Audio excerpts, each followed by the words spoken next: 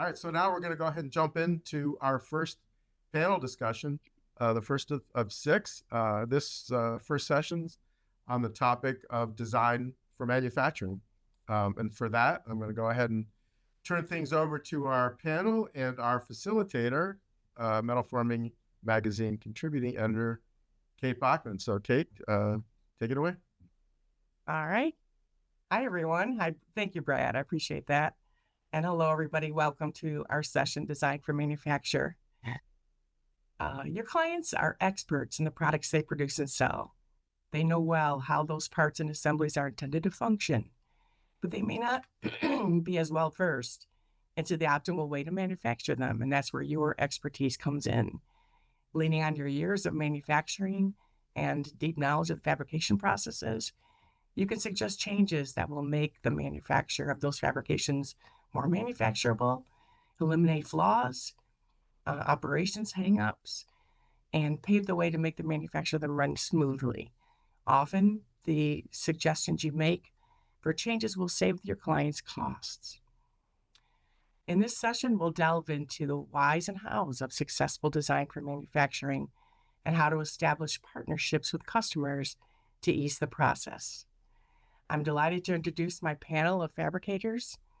And if everybody would go ahead and join my camera. Thank you very much. Jeff Deck is here. He's the president of Leister Manufacturing. Hi, Jeff. Russell Hillenburg is the president of Woven Metal Products. Hi, Russell. Ed Frymouth is principal of Versatility Tool and Manufacture. And I don't see Ed here yet, but he'll be joining us shortly, I'm sure. And then Kevin Connery is the assistant engineering manager and die designer for Rockford Toolcraft. Hi, everyone. Thank you so much. Hello. So before we kind of delve into the main topic and start with the questions, can you just each take about a minute or so to tell us a little bit about your company and what you manufacture? And we'll start with you, Jeff. Good morning, everyone. There you go. Thank you. Yep. Leister Manufacturing is a family-owned business, been around since the early 50s. We're a contract manufacturer, so we have a lot of different products that flow through our facility over the years. And I'm actually listed now as the former president, just retired. But we are very highly experienced in metal fabrication, as well as design for manufacturing, or otherwise known as VAVE, ESI for early supplier involvement. There's a lot of different terms for that. And Kate's right. The best time to get involved is your customer. They know their product, but we know the metal side. So Jeff, just a note about your retirement. First of all, thank you for all your years of service. I know you were involved with PMA for many, many years and many capacities. We appreciate that. And as I understand it, retired means you're just tired again. Is that right? Yes. All right. So we'll move on to you, Russell. Can you tell us a little bit about Woven Metal Products? Sure. I've got a couple of slides to share. Hopefully y'all can see those. We are in Alvin, Texas, which is just south of Houston. We're a third generation family business. We've been in business for approximately 58 years, going on 59 next year. We've got 125,000 square foot of shop space. We are a job shop, mainly for the energy industry, specializing in ASME type work, but we are not a coach shop. We build tower reactor internals. And then we've also been leaned on, especially over the years, as a specialty perforator and specialty custom fabricator. We just because of our location in Houston, obviously energy industry is a large driver, but we are in decorative work, we're in pulp and paper, we're in the renewable space. So we get to see and touch a lot of different mentalities from an OEM perspective to an end user perspective, construction, and that really has an impact on how we look at things, is because each customer looks at things differently. And we, because of our experience in such a vast array of technologies as well as customers, we will sometimes pull different concepts from different industries and say, yeah, but what if we apply this over here? And that really helps our customers develop new ideas and new ways to think about things.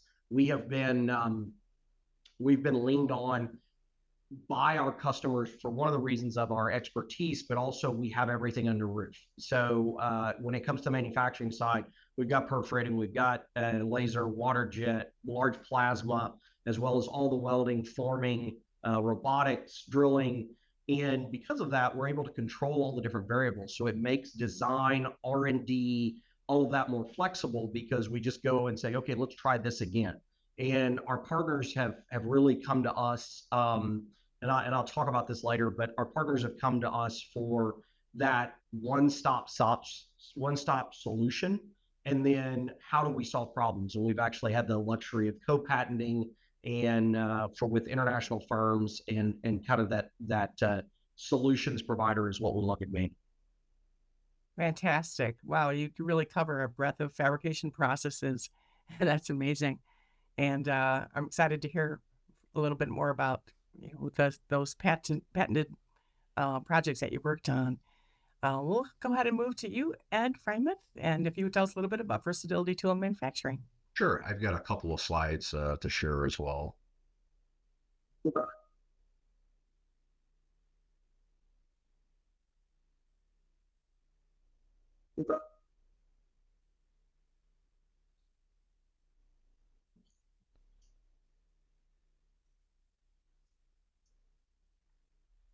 There you go. Okay. Has that come up okay? Yes. Okay, great.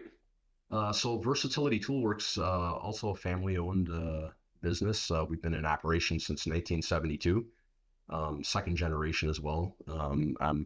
My father started the business, and now my brother and I have carried on that tradition. And we are located in Alsip, Illinois. We've got 40,000 square feet of manufacturing space. And really the business started as a tool and die building operation and sort of transitioned to stampings as the customers we were building the dies for asked us to run the dies as well and make parts. And then from there, we sort of transitioned more into a sheet metal fabrication company. So we have this great background in tooling, in die building, and we kind of use that as part of our package that we're able to offer customers today. But basically, we're heavily involved in engineering and co-engineering with our customers and designing their sheet metal parts. Like you said, Kate, that rang really true. We partner with electronics companies, with electrical engineering companies, with computer companies, and they're great at what they do, and their final products are awesome, but they're not always so they're not sheet metal experts, and that's where we come in and we help them with that. So partnership is a really big part of what we do, and getting close to the customers. And you'll see later we actually have a whole process to do that as well. But basically, we're heavily involved with engineering. We're a precision sheet metal fabricator. We still do some stamping as well, high-speed stamping, as well as sort of more traditional long-run stamping. We fall back on that tooling and machining. We don't build tools anymore for outside companies. We do it all for our own internal use. But all the tooling and fixturing that we use in our operation is typically built in-house.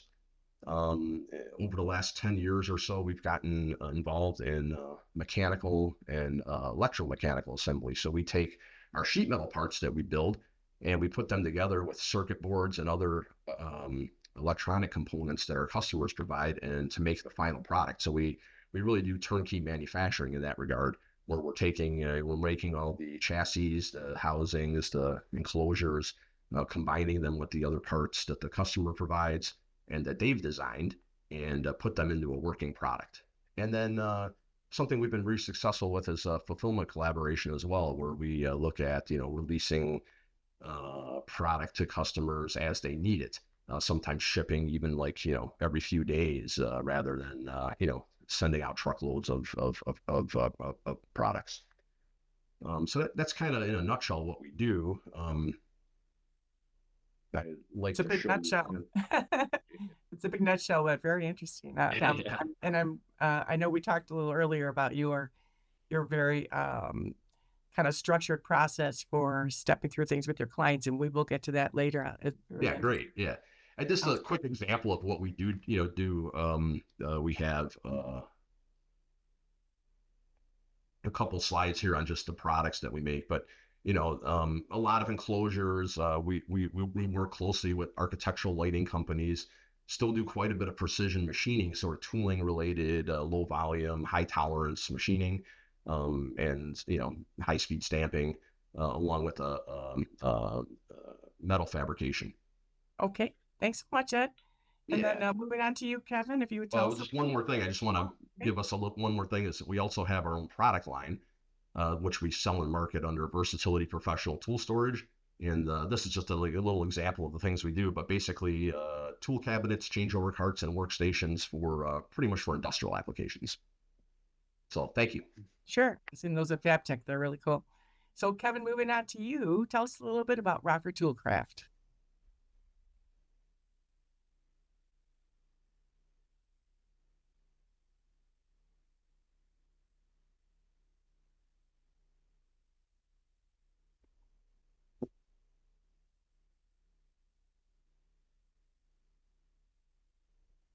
Kevin, you're muted.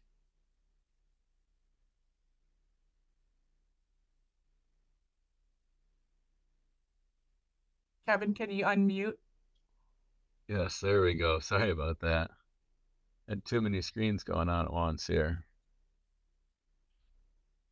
Let me get my slides pulled up. There we go. Can you see my screen okay? Yes. Okay. So we're up from Rockford Toolcraft. We've been around since 1976. Our focus is on metal stamping. We have presses up to 4,400 tons. Just some slides here. We have 2 large facilities nearing 500,000 square feet plant space, near 400 employees. And then we design, build, transfer progressive dies. Our main focus is on heavy gauge metal stampings, but we also do work with fabrication. As far as press brakes and lasers go, we have 2 5-axis lasers, great quality control systems. Our main industries are heavy trucking, agricultural, automotive, commercial hardware, and then heavy electrical and industrial components. You can contact us if you have any further questions about any of that kind of stuff. I'll keep it short and sweet. I was just thinking the same. Thank you for that. No problem. Right. So we'll go ahead and launch into our first question, the really main one. Which design for manufacturer strategies and approaches have you found to be successful? And again, we'll start with you, Jeff, and proceed through. Well, I'm basically showing customers or potential customers how we can help improve their quality and lower their cost through design. We'll often get something in that is for a quotation, and we will offer them suggestions on a second quotation that'll show a significant savings. We'll also point out quality enhancements that we're adding to the design. So that's mainly how we look at it. We look at it as an early supplier involvement with that. Okay. And Russell, can you tell us a little bit about what strategies you have found to be successful? Yeah, I'd love to share a quick story. And that is sorry. So that is around we love to go talk to clients and just ask what problems they're having. And so it starts with talking about the issues. And then we start and we really say at Woven Metal, we're a solutions provider, and we try to live that. And by living that, we go say, what are your problems? Tell us how we can help you. And the biggest thing that salespeople or our industry doesn't do is they don't listen. And they come in saying, this is what our solution is. And instead of give us your problem and then let us help you develop a solution. And so this is a picture. This is at the bottom of a reactor, and this is a standard outlet. And what happens is gas flows through this, and it's got catalyst around it, and they clog up. They have massive problems for what's called pressure drop, which creates it takes a lot of pressure, a lot of compression to get through them.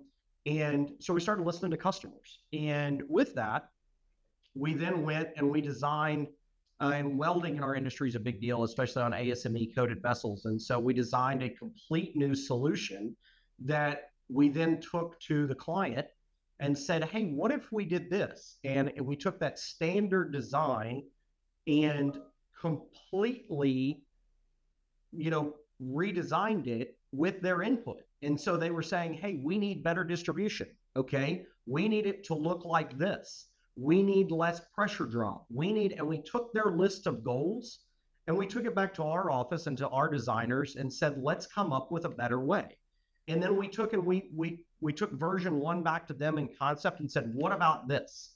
And of course, that's not where we ended up. But to make a very long story short, we took and looked from not only a process standpoint, we had to apply our mechanical knowledge and our fabrication knowledge to get to an end result. And so just because we could draw it or just because we could design it didn't mean we could build it. And so we looked at that. How do we not only design it from a process standpoint, but how do we design it from a mechanical standpoint? And then how do we install it? And so, because these are installed in refineries and chemical plants all over the world. And so we couldn't just look at our one little piece. We had to look at everybody's piece.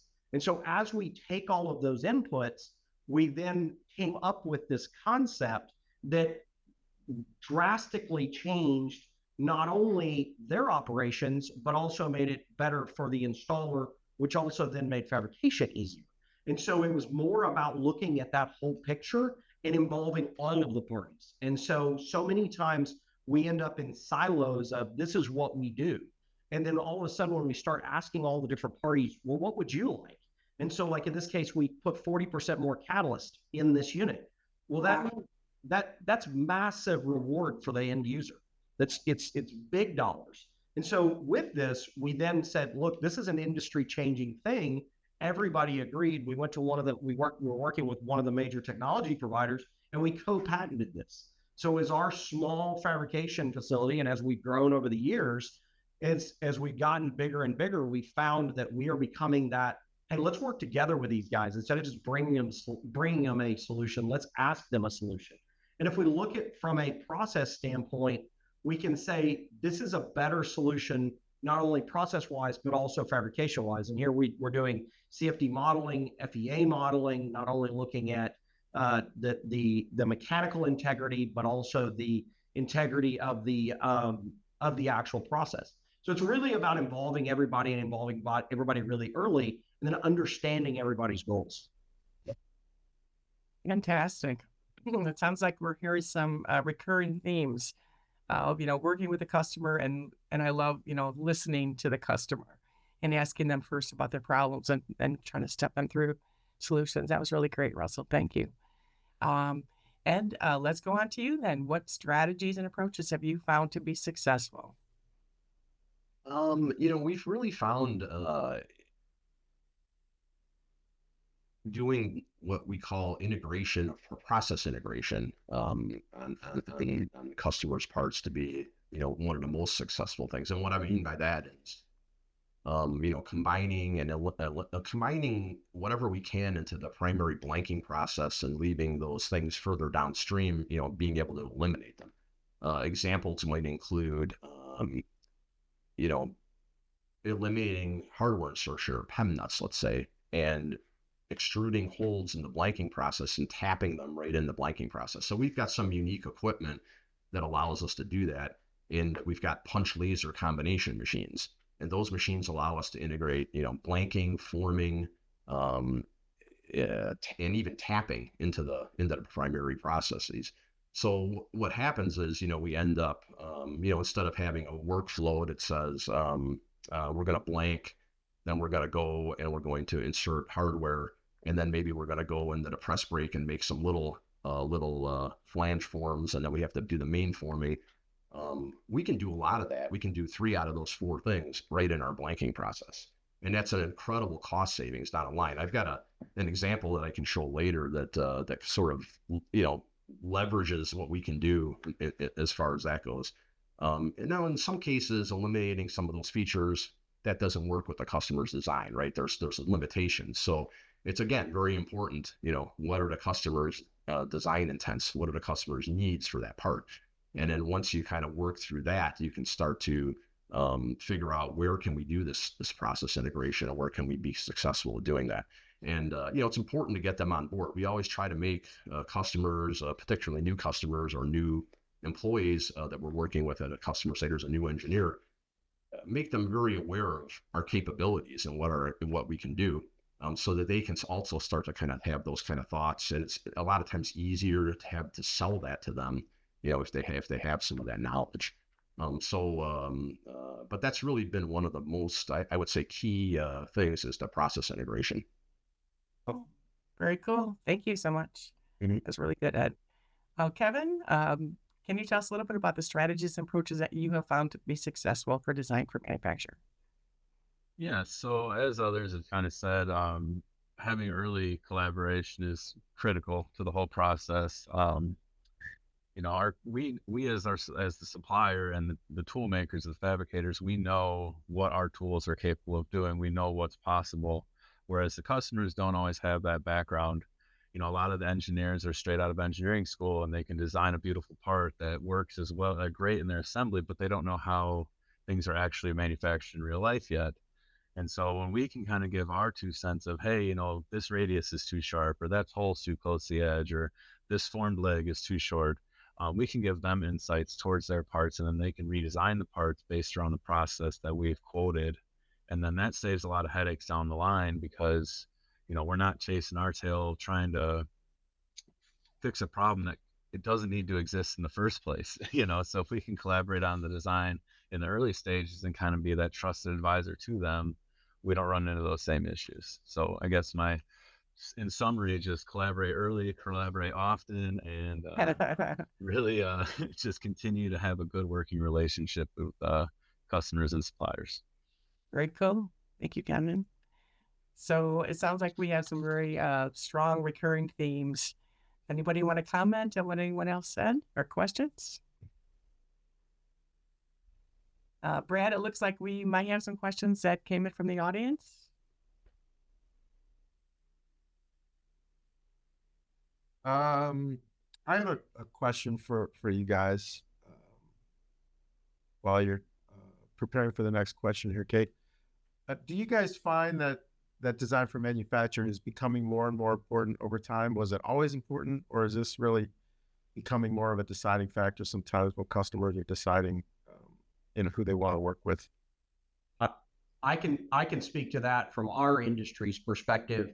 It is absolutely becoming more and more important, and the reason is the knowledge base at a lot of our customers is different over different experiences. We have you used to have, and this is speaking very historically, you used to have a lot of fabrication knowledge within our customers' facilities. That's not near as much the case anymore with some of the streamlining that has been done. So they're coming to us not only asking what you can do, but also how can you do it. So we find that we're really successful when we actually go in and teach or bring them in to teach, especially somebody was speaking about the younger mechanical engineers, bringing them in and showing, just because you can draw it doesn't mean I can build it. And so, or if I can't afford to build it, or how do I build it cheaper? So I do feel like that is a value add that is quite frankly more and more important as the industry moves on. Yeah, good. Thanks for that feedback. Anybody else want to comment on that? Yeah, I agree with that. I mean, product life cycles are being shortened all the time. You just get a brand new cell phone and it's already out of date. More and more products are being produced and upgraded constantly. So they are always making updates. Engineers don't want to go back and change something that they did 2 years ago or a year ago or even 6 months ago. So getting in early in the stages is the best time to utilize and get that relationship built with your customers. You could also, map the costing, cost reduction mapping, and do any type of material issues or anything like that. As Kevin brought up, You often see it where they put a hole too close to a form or something too tight of a radius where you can crack materials and so on. Very cool. Yeah. Thank you so much. Let me pose this follow-up question, if you don't mind, guys, Kate, that we got from the audience. Generative AI. So I was going to ask you if there's tools that you're using for design for manufacture that are helping with that, streamline that process, make it more impactful. And everybody's talking about AI. Is generative AI a tool that you guys have used or started to look at using when it comes to DFM? ChatGPT or any of these other AI tools? Yeah, I mean, I've personally like plugged in certain material types to look for more information. You know, with ChatGPT especially, it gives you a ton of links and information and kind of summarizes it all in a easy to digest manner. Is instead of just me spending hours and hours Googling and going down dead ends of bad information, and I think it does help you and stuff that you're not familiar with. At least open the door to other conversation and having more information. I guess it's just readily accessible. Ah, cool, interesting. Anybody Yeah, else? I can add a little bit to that, but that's a great question. We've actually been looking at a new quoting system that analyzes the parts and looks for based on rules that you set up, looks for those kind of problems. Holes too close to an edge, wrong, radii that may not agree with your tooling set. And you can kind of program that and then it'll actually analyze the part. So the benefits obviously are you're seeing this in the quoting process. It's not going to be missed, if everything's set up right. And then you can take that feedback back to the customer. So there's definitely, it's the first time it just in the last several months that I've seen something like that, but we're definitely investigating that and learning more about it. That's cool. Do you want to share who the vendor is for that technology? It's a company called Paperless Parts. Oh, sure. Yeah, we know Paperless Parts. Okay. I would say on that, we are seeing it. We're seeing it. We're using it for assisting with some scheduling things. We're using it for assisting with shop layout stuff, optimization opportunities, the research point, estimating. We're seeing it, but we're still so early. And the thing that I think that's really important to remember is, and we're also saying that it's it's a large language model. So the LLM is only as accurate as the information in it. So it's not accurate. And so as we build, and I absolutely think it's going to be something that has a drastic impact in all industry, but it for me is still very, very early, and you've got to have the expertise to be able to understand and interpret the difference between it's giving you good data and bad data. And I think just a lot of data. We're using it to comb through data we know is good, but just combing through general data, we've seen some things that could take you down some pretty bad paths. Let's say. Sure. Okay. Yeah, you basically have to make sure that you're giving it a good source for your data. We use it for quality issues, things that way, looking for trends, looking for materials, especially as we're getting things that are being made overseas, brought into the U.S., getting a like type materials because we don't have those certain types of materials available in the U.S. What is like that? But then you still have to do the research and qualification. And I agree with Russ on that you really need to be careful with it. Okay, good. Thanks, guys. Kate, go ahead. Okay. So I'm going to go ahead and jump to our third question. Let's get some specific examples. Can you cite some specific examples of design for manufacture, maybe some visuals showing kind of the before and after, a CAD design or whatever? Lead us through the steps that you have taken in a specific example. And I'm going to start again with you, Jeff. And a lot of our products are not our products, so I can't show those type of examples. But where we start off with our customers is we look for proper dimensioning. We inform them of different tooling options. One of the things you'll hear, and we do some seminars and lunch and learns and things that way, is I need hardware. and I can show you how to eliminate it.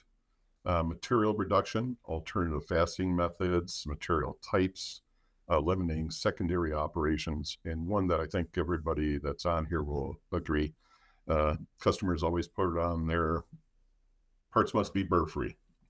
That's going to cost more money to do that. Is there certain sections or areas where you have wires going through or something like that that needs to be deburred properly?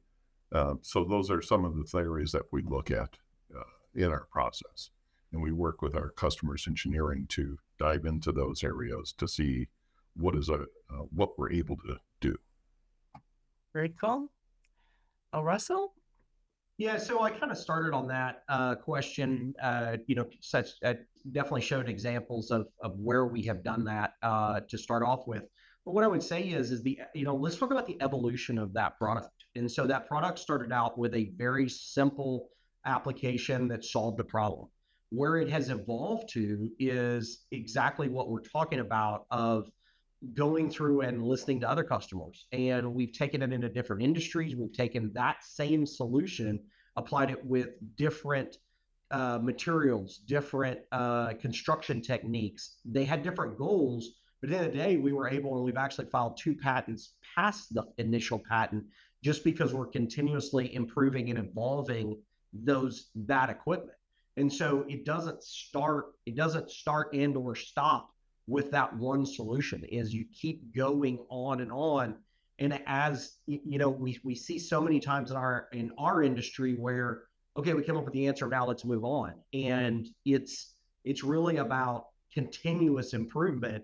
And if you do that on every one of your products, your customers will keep coming back because they still see that innovation and they see that growth. Very good. It sounds as though you really do have progressive products in the sense that the concept progresses and continues to progress. And I love that you co-patented some products. And do you have any visual examples of like a before and after? Well, so that's absolutely what I showed. I mean, okay. Maybe we can pull that up again. I absolutely can. So the before looks like this. So this is a before, and we still make this product a lot. So this is the before. It's very small. It's very simple. It does the job. It's not appearing on the screen. Well, it says it is. Let me try again. Taking a minute. There you go. Okay. So this is the before. You've got a very small manufactured part. It is about, I would go into 80-plus-year-old technology that has been used across industry, maybe even longer than that. There's been very small variations, but the actual tech behind it is very, very old. So this is the new. So if you look at this picture, basically it's the difference between just that little circle in the middle and the whole circle. And so not only is there a lot more fabrication of this, but there's also longevity is a lot longer. I mean, when we start going through the pluses that we didn't even realize. So for instance, we put it in an application, never appreciating what it would do. And in this application that they wanted, they're continuously cycling valves.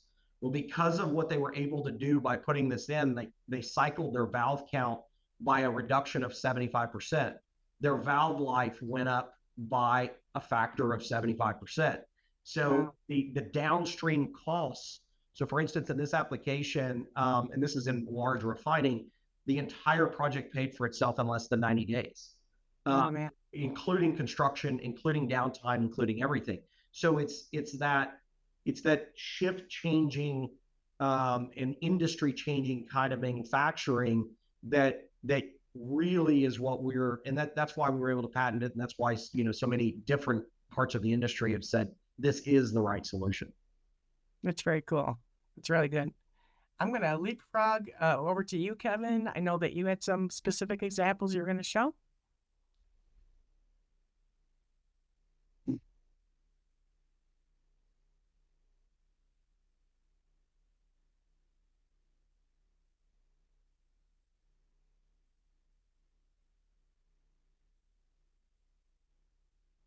And then you're muted again, Kev.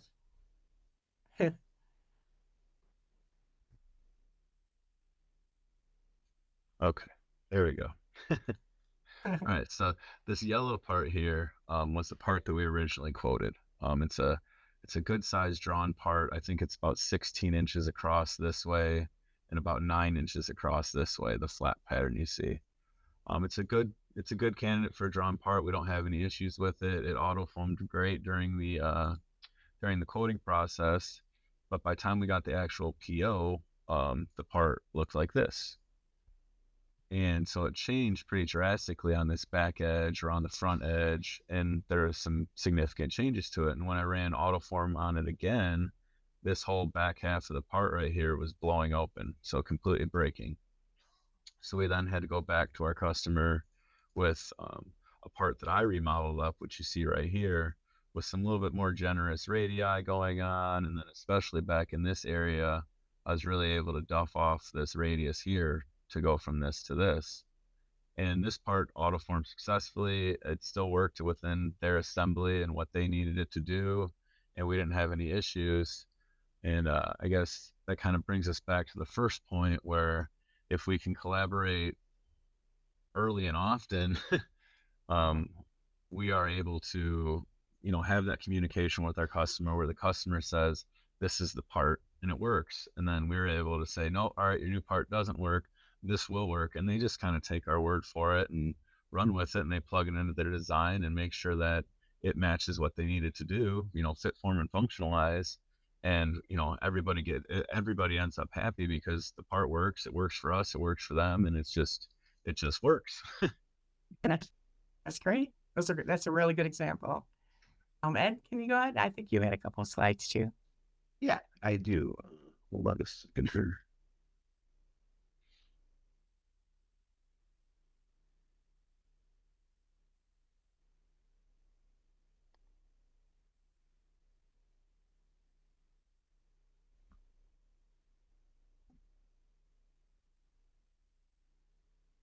Okay, how are we looking there? Did the slide come up? Yes, looks good. Okay. Okay, so this will get me into, I'm just going to very briefly look at this process, but we did, so getting back to collaboration and how you manage these type of interactions with customers, we've been doing this for many years and been successful with it, but we never had a process, or we never were aware that we had a process. And one of the things that we sort of, as we were growing and we had different engineers coming in or different salespeople coming in, we found that the process that the customers experienced wasn't necessarily consistent with what we used to have, right? So we wanted to present a consistent approach with the customer and make sure that we're getting the right information from the customers and make sure that we're getting the right feedback back from them after we are suggesting design changes. So we came up with this, well, we didn't come up with it, we were doing it all along, but we basically said, well, what is our process? So we went to our customers and we said, can you, help us? What do we do that you like? And then we said that, to our veteran employees, well, what have we been doing? How do we like that? What do our sales guys do? And we kind of looked at all that and we formalized what we thought we had.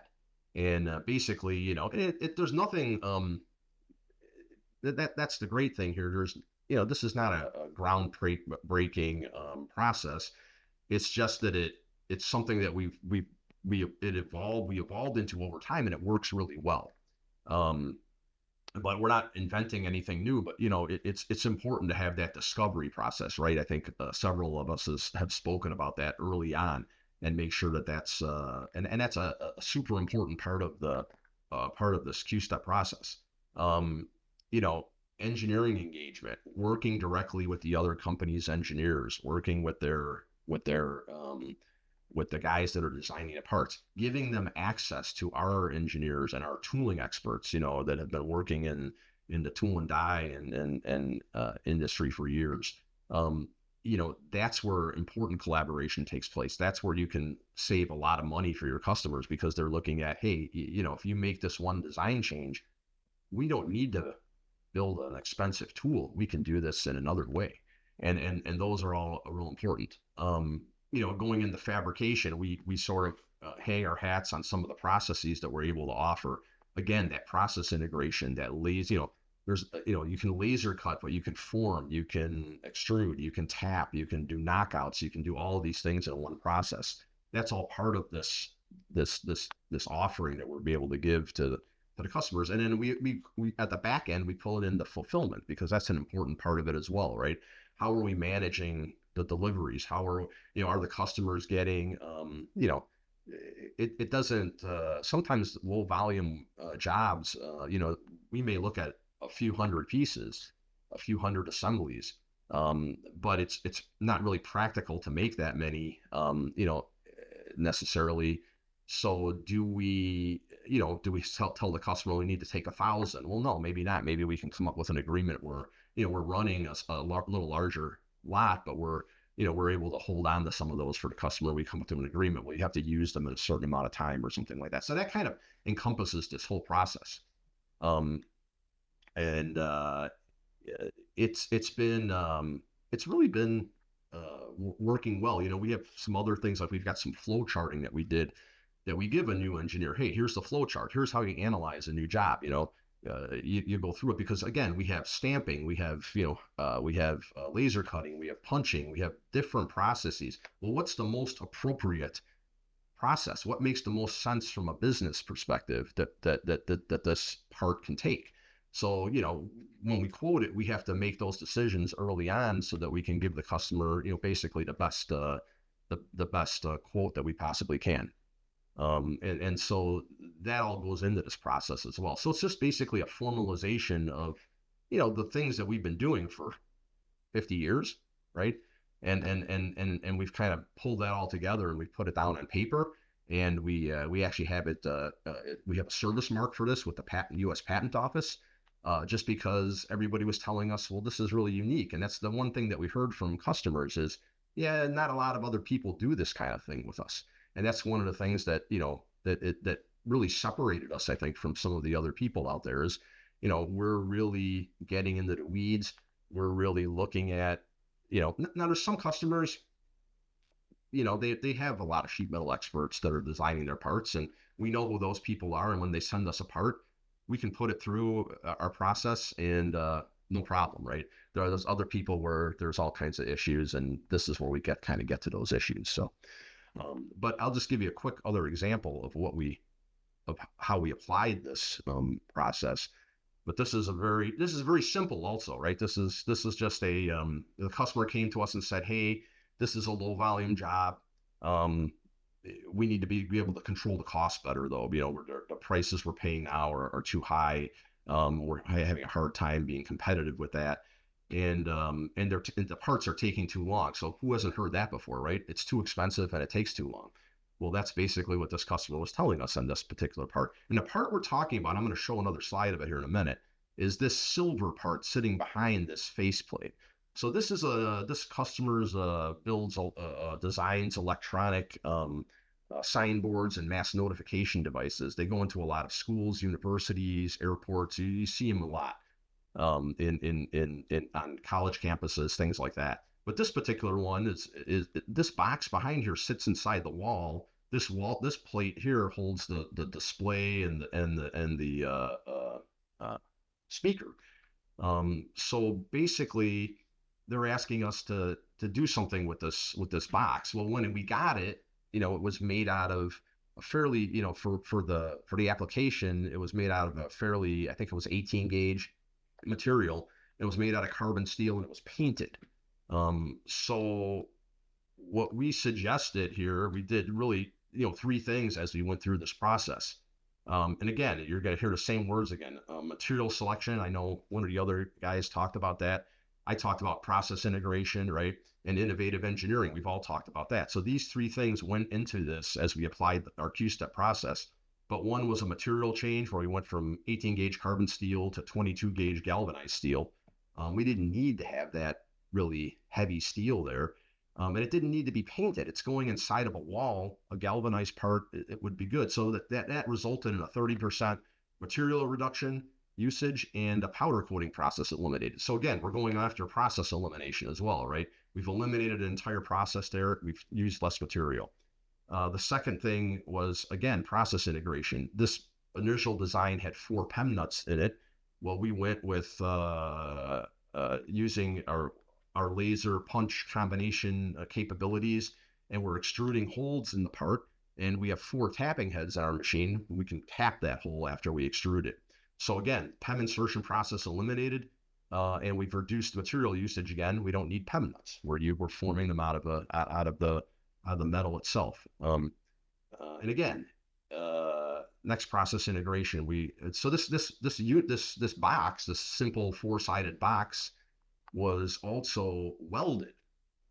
Well, when we looked at it, we really said, well, okay, but does it really need to be welded? And again, welding is another process. It's more handling. It adds to lead time. And we really looked at maybe we can eliminate the process. And we designed a snap together shear form feature so that when this box is bent in the press brake, the corners actually snap together, and they're snapped together, and it's strong enough that the customer approved this as a solution. And we took these, so we looked at these things and we brought that back to the customer. We did a virtual prototype. We showed him what it would look like. We showed the how to snap together feature worked, and everything was approved. And then so what kind of happened was we went from what he brought there to this. So this is the snap together feature here. I've got a couple different views of it. It's kind of hard, and I've got some pictures in the next slide, but you can see this little red tab here. But basically, we're forming that out of the box. And then right on top here, and in this view, that's another form that's formed back down into the interior of that little shear form. And what happens there is there's a hole that's punched in this flange. This is normally where the welds would go, right here and here. But now the flange slides underneath that form feature and snaps right in there. So, and you can kind of see the design here from the side. It's kind of got kind of like a wave form to it. But when you look at what that looks like on a flat blank, and here's kind of going to be the 3 big changes that we made, right? Here's the form feature, the shear form feature to snap together. Here's the hole that's punched in the flange. So when this is folded together, this little shear form on top here is going to snap in there. And then over here, you can just barely see, I think, the extrusion, and that extrusion is tapped for an 832 screw. So this is kind of what the flat blank detail looks like. And we repeat this on each corner. So it goes around the 4 different corners. And then basically, this is the finished part here.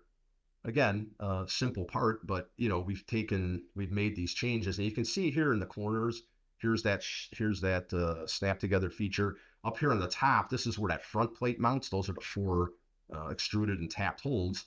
And this is a laser cut part that is also being having these form features added to it as we go through the blanking process.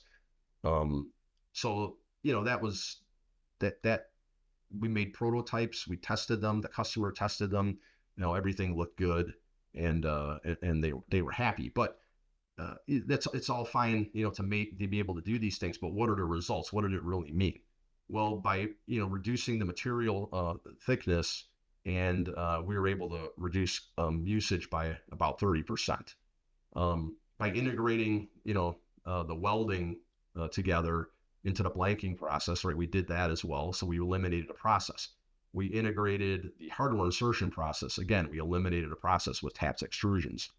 But the business results, unit cost of this particular part was lowered by 34%. Lead time was compressed from 22 days to 10 days. So they're right there to the customer's goals. And we impacted those pain points for him. And basically, at the end of the day, we had a very happy customer. So that was a good success story for us by utilizing the Q-Step process, utilizing the capabilities of our manufacturing and engineering and tooling design, because our engineers came up with that snap together, and we did a couple different iterations before we got it right. But At the end of the day, this was a big win for the customer. It is an excellent example. I loved how you were able to show, changes in material, changes in process, not painting, going to galvanize instead of painting, and the ultimate, best scenario for your customer is not only a good process, but reduced cost. I know, Jeff, you were talking about that, about how you work with your customers and are frequently able to reduce costs. Do you do any of you? I'm going to open this up to all of you because as we're kind of getting close to wrapping up here, this whole session went so fast. But I just like to, just ask all of you kind of open ended here. Then, do you find yourself surprising your customers by reducing the costs of their products or fabrications? Are you finding it with material changes, with some process changes? Are there some fabrication processes they weren't aware of that are better suited for their products? And then we'll have to kind of wrap it up after that. So whoever wants to go first, go ahead. And I kind of agree with what Ed had there. We've often looked at different ways of joining parts together, hardware elimination, like fastening options. We've used the same tab for like 20 years, toggle locking, as well as swedging and other types of tabs and slots and things that way. We also look at how we can poke the design as we're going through it, so that when things get formed up and other parts are coming into play, it reduces their amount of assembly time. So it's important features to know and discuss with a customer up front to know exactly where they're going, where we're going to see the benefits. I've seen it where it's a 10% cost reduction, and I've seen it as high as going up to 50% cost reduction through design. Sometimes it's finishes, sometimes it's materials.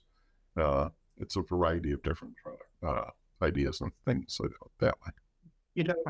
For me, we look at it a little differently. I mean, obviously, you try to do everything you can to reduce cost and make it as economical as possible.